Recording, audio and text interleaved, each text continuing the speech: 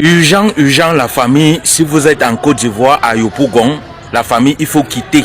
L'Iran risque de frapper la base militaire américaine qui est en Côte d'Ivoire, à Yopougon. La guerre entre Israël, les États-Unis et...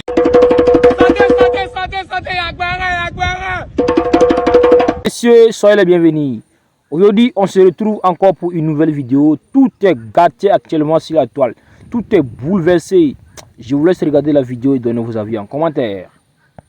Urgent, urgent, la famille, si vous êtes en Côte d'Ivoire, à Yopougon, la famille, il faut quitter. L'Iran risque de frapper la base militaire américaine qui est en Côte d'Ivoire, à Yopougon. La guerre entre Israël, les États-Unis et l'Iran est en train de s'élargir largement.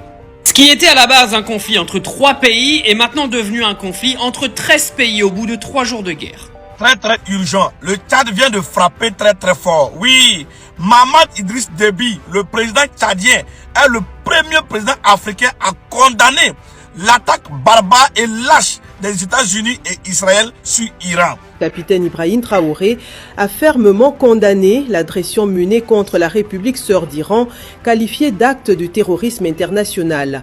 Dans un communiqué qui vient de nous parvenir, le chef de l'État dénonce une atteinte à la souveraineté d'un État et met en garde Washington et Israël contre toute escalade susceptible d'entraîner de lourdes conséquences. Pourquoi nous devons soutenir l'Iran? Pourquoi l'Afrique éveillée doit soutenir l'Iran? L'Afrique éveillée doit soutenir l'Iran parce que si l'Iran réussit à se tirer d'affaire en terrassant le Goliath américano-israélien, c'est le Sud global qui sera libéré d'un poids extrêmement infect et abject. L'heure est grave. La tension est explosive entre l'Iran, les États-Unis et Israël. Ce qui semblait jusqu'ici confiné au Moyen-Orient s'étend désormais bien au-delà de cette région stratégique et commence déjà à projeter son ombre inquiétante sur le continent africain. La peur gagne les esprits, l'angoisse s'installe dans les cœurs, et l'équilibre mondial vacille dangereusement. D'un côté, les régimes africains perçus comme pro-occidentaux redoutent de devenir des cibles indirectes dans ce bras de fer géopolitique. La menace est claire, les frappes iraniennes pourraient frapper partout où les intérêts américains sont implantés. De l'autre, des pays africains qui revendiquent une souveraineté totale et affirment leur indépendance stratégique voient en l'Iran une puissance sœur, engagée dans un combat similaire contre ce qu'ils considèrent comme une domination occidentale persistante. Le climat est électrique. L'Iran affirme être prêt à aller jusqu'au bout pour défendre son intégrité, sa dignité et sa souveraineté nationale. En face, les États-Unis et Israël maintiennent fermement leur ligne, déterminés à préserver leur influence et leur position dominante sur l'échiquier international.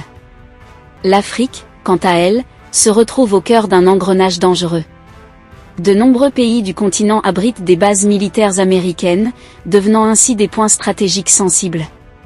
Si l'Iran poursuit ses bombardements contre les installations militaires américaines sans exception, le risque d'un embrasement indirect en Afrique devient réel. Une escalade incontrôlée pourrait transformer certaines régions africaines en théâtre secondaire d'un conflit mondial aux conséquences imprévisibles. Le monde retient son souffle. Les alliances se redessinent, les lignes se durcissent, et l'Afrique pourrait, malgré elle, se retrouver au centre d'un affrontement qui dépasse largement ses frontières. Pourquoi je soutiens l'Iran? Pourquoi nous devons soutenir l'Iran? Pourquoi l'Afrique éveillée doit soutenir l'Iran? L'Afrique éveillée doit soutenir l'Iran parce que si l'Iran réussit à se tirer d'affaire en terrassant le Goliath américano-israélien, c'est le Sud global qui sera libéré d'un poids extrêmement infect et abject. Toute victoire tactique ou stratégique de l'Iran est la victoire du Sud global tout entier. Riposte iranienne qui réussit est perçue par les Africains comme leur propre victoire. Oui! En fait, si l'Iran réussit à échapper à cet attentat mortel que les États-Unis et Israël lancent contre lui, le monde en ressortira beaucoup plus libre. Le monde en ressortira beaucoup plus en paix. Si la coalition américano-israélienne peut mordre la poussière, si pour une fois maintenant qu'elles en ont été prévenues, la Chine et la Russie aident efficacement avec la Corée du Nord, l'Iran à se défendre, et que l'Amérique perde cette guerre, et qu'Israël perde cette guerre, et que tous les États vassaux hébergeant les chefs terroristes et qui sont alliés de l'OTAN perdent cette guerre. Oh là là, qu'est-ce que le monde va respirer? C'est la libération de la planète. Une défaite monumentale américano-israélienne là-bas est une libération cosmique et planétaire. Elle va consacrer l'effondrement irréversible de l'impérialisme occidental. Voilà pourquoi nous, Africains, nous soutenons les Iraniens. Nous soutenons le petit David, Iran, contre le géant Goliath américain. Nous savons comment, selon la parabole biblique, l'affaire va finir. David vaincra Goliath. Le petit David iranien vaincra l'immense Goliath américain. Et ce sera la fin de l'Occident politique sur la planète. Voilà pourquoi nous soutenons l'Iran. Les propos du professeur Franklin Nyamsi ne sont pas une simple prise de position diplomatique. C'est un cri politique. Un cri de rupture. Un cri d'alignement assumé avec un camp que beaucoup, en Afrique souverainiste, considèrent aujourd'hui comme celui de la résistance face à l'hégémonie occidentale. Dans sa démonstration, l'Iran devient plus qu'un État, il devient un symbole. Le symbole d'un Sud global qui refuse de plier. Le symbole d'une nation qui, sous sanctions, sous pression, sous menace militaire permanente, continue de tenir tête à ce qu'il qualifie de Goliath américano-israélien. La métaphore est forte. Elle est biblique. Elle est stratégique. Elle renverse le récit dominant. Dans cette lecture, l'Iran n'est plus l'accusé permanent des chancelleries occidentales, il est le David qui ose défier le géant. Et derrière ce soutien affiché, c'est toute l'Afrique dite éveillée qui se projette. Une Afrique qui ne veut plus être le terrain d'expérimentation des bases militaires étrangères. Une Afrique qui ne veut plus être alignée par défaut sur l'OTAN. Une Afrique qui observe la fragilisation progressive de l'organisation du traité de l'Atlantique Nord et qui y voit les prémices d'un basculement historique. Car pour Franklin Nyamsi, une victoire iranienne ne serait pas seulement militaire. Elle serait civilisationnelle. Elle consacrerait l'effondrement d'un ordre unipolaire dominé par Washington.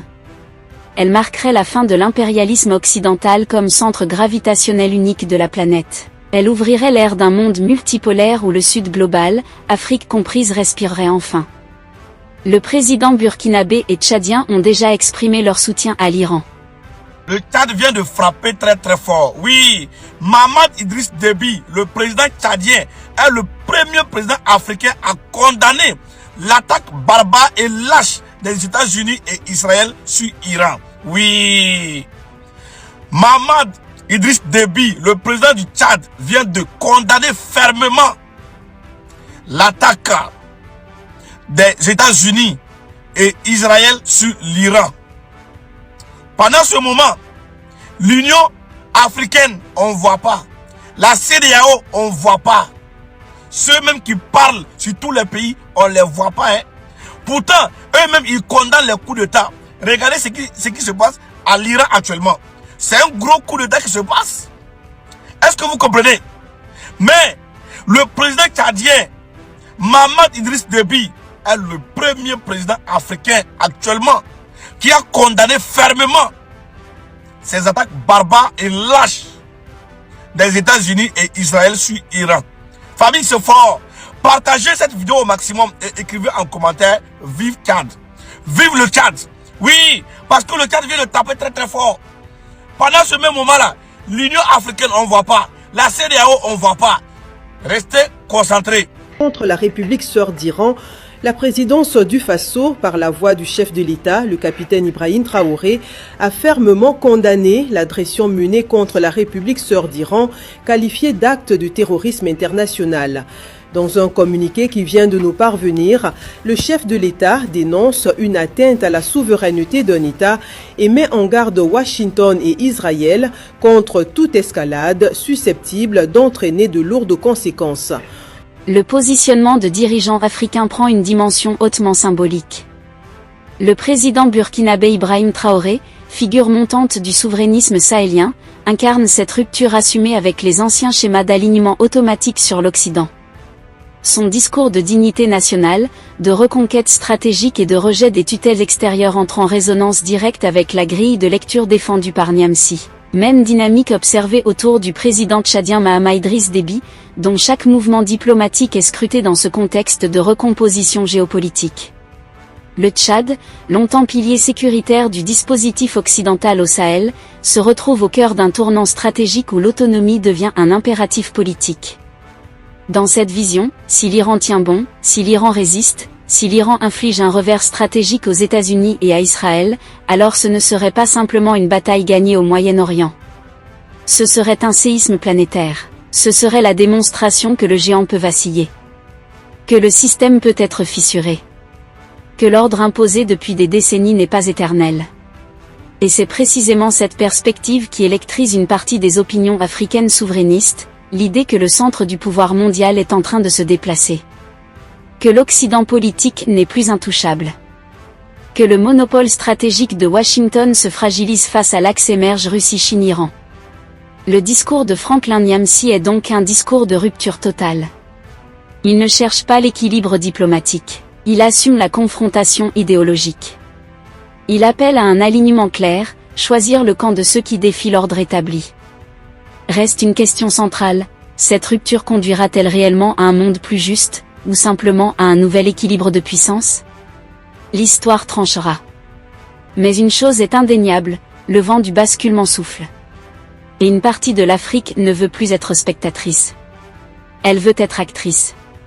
Si vous avez trouvé la vidéo intéressante, cliquez sur j'aime et partagez avec vos amis. Mais n'oubliez pas de vous abonner et de cliquer sur la cloche de notification pour ne pas rater mes prochaines vidéos.